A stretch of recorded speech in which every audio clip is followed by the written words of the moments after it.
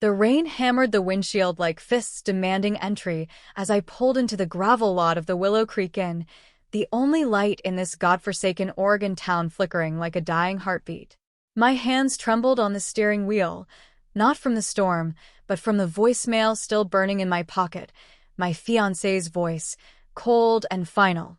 "It's over, Alex. Don't come back." I killed the engine, grabbed my soaked duffel, and stumbled toward the lobby door, wondering if this was the night I'd finally shatter.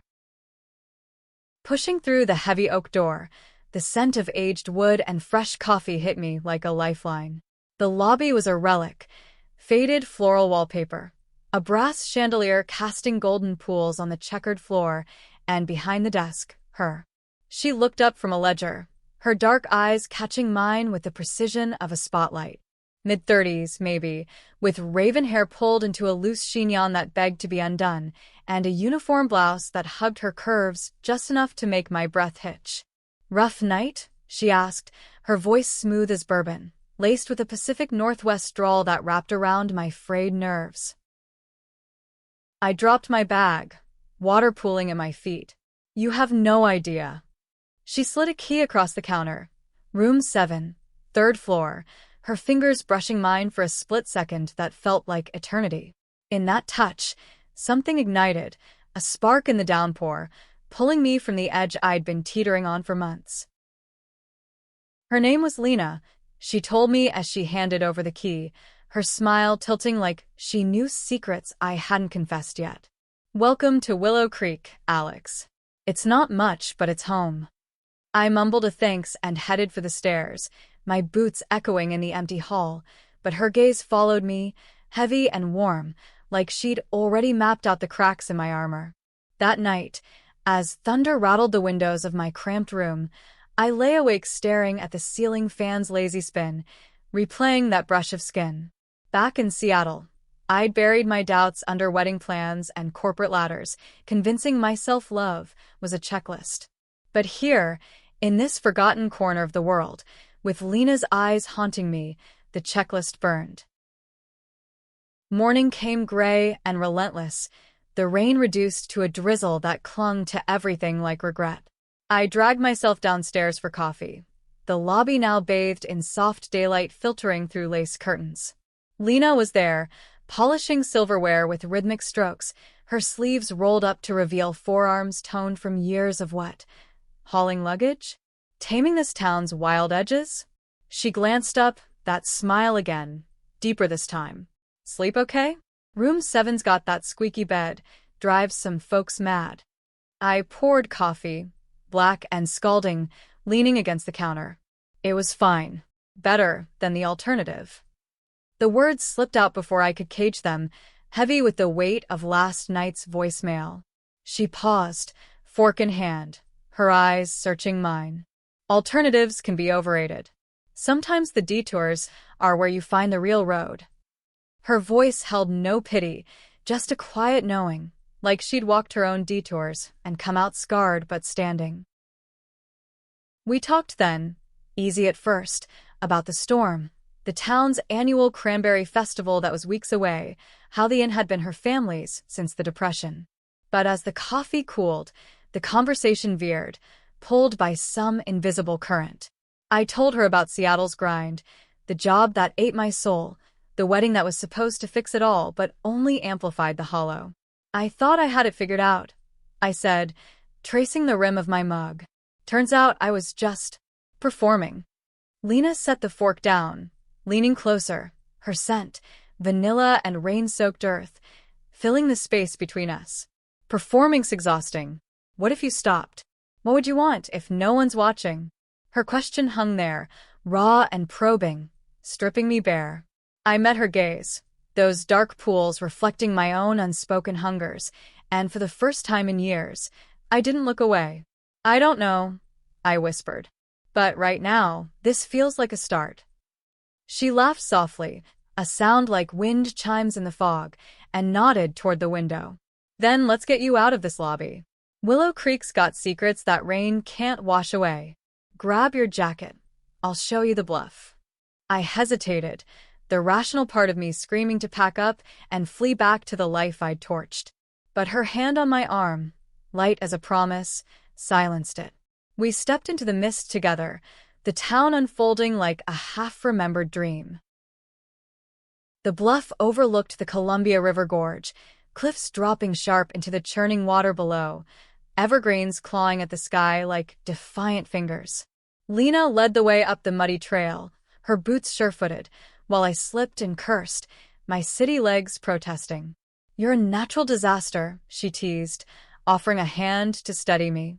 Our palms met again, and this time, neither pulled away. At the top, wind whipping our hair, she spread a blanket from her pack, picnic style, with cheese, apples, and a thermos of that in coffee. "Tradition," she said. "For strays who need convincing to stay." We sat shoulder to shoulder, the river's roar a constant underscore to our words. She opened up then, fragments of her life spilling like river stones. Born here, raised by a single mom who ran the inn until cancer stole her 5 years back. No siblings, just Lena and the ghosts of guests who'd come and gone. "I thought I'd leave too," she admitted, skipping a pebble over the edge. "Big dreams, Portland art scene, maybe New York. But this place, it roots you. Or maybe I let it after Mom." Her vulnerability cracked something in me. I told her about my own ghosts, parents who preached perfection, a childhood of straight-A report cards and suppressed tears, the fiancé who'd been more habit than heart. I dated him because he fit the script, I confessed. Safe. Predictable. But God, Lena, it was suffocating. She turned to me, her face inches away, eyes fierce with recognition. "Scripts lie. What if your story's just beginning?" The kiss happened then, inevitable as the tide. Her lips soft against mine, tasting of salt and apple, her hand cupping my cheek with a tenderness that undid me. I melted into it, the world narrowing to the heat of her mouth, the way her fingers tangled in my hair. When we broke apart, breathless, she rested her forehead against mine. "Stay," she murmured, "just for today." But today stretched into afternoon, then evening, the bluff's magic lingering as we wandered back to town. Willow Creek revealed itself in layers, the weathered general store with its creaky porch, the library tucked in a Victorian house where Lena borrowed dog-eared romances, the hidden speakeasy behind a laundromat that served moonshine in teacups. Laughter came easier with her, my chest loosening from the vice it had been in. At the inn, she cooked, simple pasta with herbs from the garden behind the lobby, candles flickering on the check-in desk like we'd claimed the space for ourselves. That night, in room 7, the squeaky bed became our symphony. Her body against mine was revelation, curves yielding where mine were angular, hands mapping paths I'd only dreamed of. We moved slow at first, exploratory, whispers turning to gasps as inhibitions dissolved. "I've wanted this," she breathed into my neck, her voice raw. "Since you walked in, dripping and broken." I arched under her touch, the storm outside a mere echo of the one within. For hours, we lost ourselves, bodies entwined in a dance of rediscovery, her strength a counterpoint to my surrender. Dawn crept in with regret's shadow. I woke to her tracing patterns on my stomach, her head pillowed on my chest. "What now?" I asked, fear creeping in like fog. She lifted her head, eyes steady. "Now, you decide. But know this, I'm not a detour, Alex. I'm the road." The day blurred into work calls I ignored, emails piling like unanswered prayers. Lena's shifts kept her tethered to the desk, but she'd slip notes under my door. Sketches of the bluff, doodles of us tangled in sheets, words like "stay wild" scrawled in her looping script. I wandered the town alone, piecing together its rhythm. Fishermen mending nets by the docks, kids racing bikes down maple-lined streets, the old mill looming like a sentinel over the river. Willow Creek wasn't glamorous, but it pulsed with life, unpolished and true, much like Lena. By evening, doubt clawed back. My phone buzzed with texts from Seattle friends. "Where are you?" "Mark's a mess." "Come home." Home. The word tasted like ash. I found Lena in the garden, kneeling in the dirt, her hands black with soil as she coaxed tomatoes from stubborn vines. "They're fighters," she said, wiping her brow. "Like us." I sank beside her, the earth cool under my knees. What if I can't stay? What if this is just escape? She turned, dirt-streaked face earnest. "Escape's fine, as long as it leads somewhere. But Alex, I've built walls here too. After Mom died, I swore off letting anyone in. Too much loss. Then you show up, all fire and fracture, and suddenly, I'm handing out keys to more than rooms." Her confession hung between us, the air thick with crickets and unspoken fears. I pulled her close, our knees knocking, lips meeting in a kiss that tasted of soil and promise. "Teach me to fight," I whispered. "For this." Weeks melted into a fragile rhythm. I extended my stay, citing personal leave, to the firm that no longer felt like mine. Mornings, we'd run the bluff trail, her pace pushing me until my lungs burned and my heart soared. Afternoons, she'd work the desk while I sketched town maps on napkins, dreaming of freelance graphic design that didn't chain me to a cubicle. Evenings were ours. Dinners in Ian's kitchen, her stories of ghost guests and hidden coves, my tales of city nights that now seemed small. But cracks formed, subtle at first. A letter arrived from my mother, crisp stationery folded like accusations. "Darling, this phase will pass. Mark misses you. Come home before you embarrass us." I crumpled it, but the words festered. Lena saw the shadow in my eyes that night, as we lay spent in her quarters above the lobby. "Talk to me," she urged, her fingers interlacing with mine. "It's them," I admitted, voice cracking. "They don't know me, not the real me." And now, "This? They'd call it a mistake." She propped on an elbow, moonlight silvering her skin. "Mistakes build character. But love? That's the rewrite." Her words landed soft, but they stirred the storm. What if love wasn't enough against the tide pulling me back? The Cranberry Festival arrived like a red tide, bogs flooding with berries under harvest moons. Lena pulled me into the fray, booths hawking pies and jams, fiddles wailing from a makeshift stage, locals in flannel dancing under strung lights. She wore a tartan skirt that swirled when she spun me, her laughter infectious as we sampled spiced cider. For hours, I forgot the letter, lost in her orbit. Then, amid the crowd, a face from Seattle, Mark's cousin, Ethan, on a cross-country drive. "Alex? What the hell?" His eyes widened, flicking from me to Lena's arm looped possessively around my waist. The music faltered in my ears. "Just visiting," I stammered, but his smirk said he saw through it. He cornered me later by the bonfire, beer in hand. "Mark's wrecked. Said you ran off with some fays. This town of your rebound." Rage flared, hot and unfamiliar. "It's not a phase, Ethan. It's me, finally." He laughed, condescending. Sure. "But when the novelty wears off, don't say I didn't warn you. Small towns eat dreamers alive." I fled to Lena, finding her by the riverbank, skipping stones into the dark water. "He saw us," I blurted. "Told me I'm playing house." She gathered me close, her embrace a bulwark. "Are you? Or are we building something real?" The question pierced, forcing me to confront the fear. Was I staying for her, or running from me? That night, sleep evaded us both. We talked until dawn, voices low in Ian's quiet. Lena shared her own scars, a high school love crushed by rumors, a college fling that ended in heartbreak when distance won. "I learned to guard my heart," she said. "But with you, Alex, I want to throw the key away." Tears pricked my eyes. "Then help me find mine." The confrontation came swift as a squall. Ethan must have talked, because by noon my phone exploded, Mark calling, parents emailing, friends texting pity. "You're throwing away everything." Dad's voice boomed through the speaker when I finally answered. "For what? Some fling in the sticks." "It's not a fling," I shot back, voice steady for the first time. It's love. Real, messy love, the kind you two forgot how to feel. Silence stretched, then a sigh. Think about your future, Alexandra. Click. The line went dead, but so did something in me, the old script crumbling. Lena found me on the bluff, knees to chest, staring at the river's relentless flow.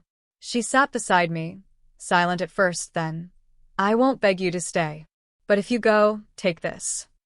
She pressed a key into my palm. Not the room key, but one etched with a tiny heart to her garden shed, her heart, her home. "It's yours if you want it." I clutched it, the metal warm from her skin. "I want it," I whispered. "All of it." The kiss that followed was fierce, a vow sealed against the wind. But as we descended the trail, hand in hand, I knew the real storm was just breaking. Word of our scandal rippled through Willow Creek like ink in water. Whispers at the general store, sidelong glances at the festival's tail end. Mrs. Hargrove, the librarian who'd lent Lena those romances, pulled her aside one afternoon. "That city girl's trouble, dear. Seen it before. They come, they dazzle, they leave you picking up pieces." Lena brushed it off with a smile, but I saw the flicker of doubt in her eyes later as we weeded the garden side by side. "It's nothing," she insisted, but her hands shook on the trowel. I set mine down, turning her to face me. "It's not nothing. This town raised you. Its opinions matter." She searched my face, vulnerability raw. "They do. But you matter more."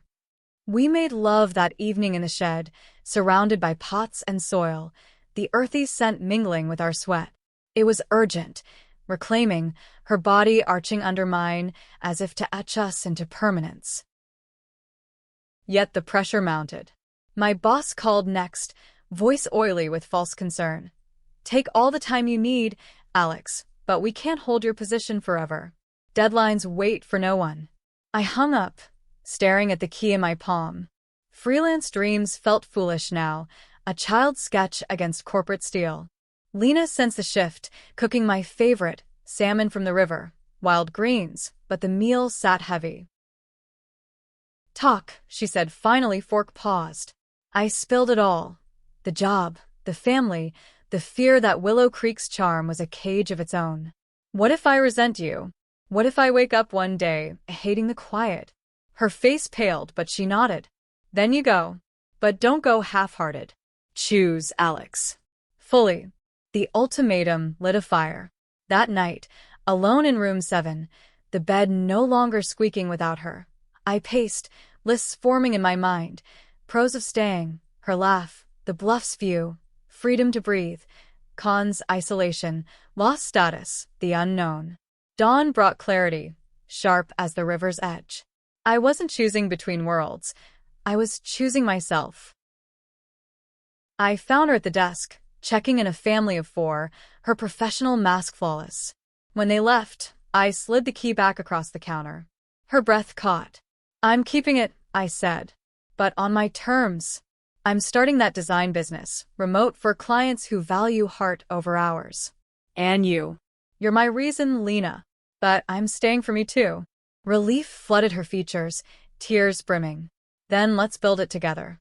The lobby kiss was public, unapologetic, the chandelier winking approval. But fate, that cruel curator, had one more twist. A week later, as autumn leaves turned the town to fire, Lena collapsed behind the desk, mid-conversation with a guest, her face ashen. "Just dizzy," she gasped when I rushed in, but the ambulance ride to Portland's R painted a grimmer picture. Arrhythmia, hereditary from her mother's side, triggered by stress. The inn, the whispers me. I berated myself in the sterile waiting room, holding her hand as monitors beeped like accusations. She squeezed back, weak but fierce. "Not you. Never you." Tests confirmed it, manageable with meds, but the doctor warned. Rest. Delicate. Or it worsens. The inn, her anchor, now threatened to sink her. Back in Willow Creek, we rallied. I took over desk duties, My graphic skills repurposed for flyers advertising help wanted, in Keepers with Heart.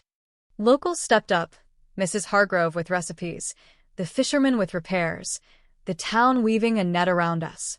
Lena healed slow, but in the quiet evenings, we'd sit on the porch, her head on my shoulder, watching fireflies dance. One night, as stars pricked the velvet sky, she turned to me. I was scared you'd run when I got sick. I kissed her temple, thought about it for a heartbeat. But running's what got me here, broken. Staying? That's the rewrite. She smiled, that knowing tilt. Our story's just starting. Months folded into seasons. My business bloomed, logos for the festival, websites for the mill, affording us breathing room. Lena's health stabilized, her chignon often loose now, silver threads glinting like earned wisdom. We renovated the inn, adding a queer-friendly wing, haven rooms, with rainbows etched in the keys. The bluff became our altar, proposals whispered on windswept afternoons. Marry me? I asked one golden October day, down on one knee with a ring forged from river gold. Not for scripts, she replied, pulling me up. For us. For us, I echoed, sealing it with a kiss that tasted of forever. Willow Creek embraced us, whispers turning to toasts at the wedding, a cranberry red affair under strung lights, fiddles playing our anthem. My parents came, tentative, but my mother's hug at the end held apologies' warmth. Mark sent a card, happy for you. Closure, bittersweet. Years later, as we watched our adopted daughter chase fireflies on the inn's lawn, her laughter a new chapter, Lena squeezed my hand. That cue took? Best decision. I leaned in, our lives intertwined like the river's bends. It was the key to everything.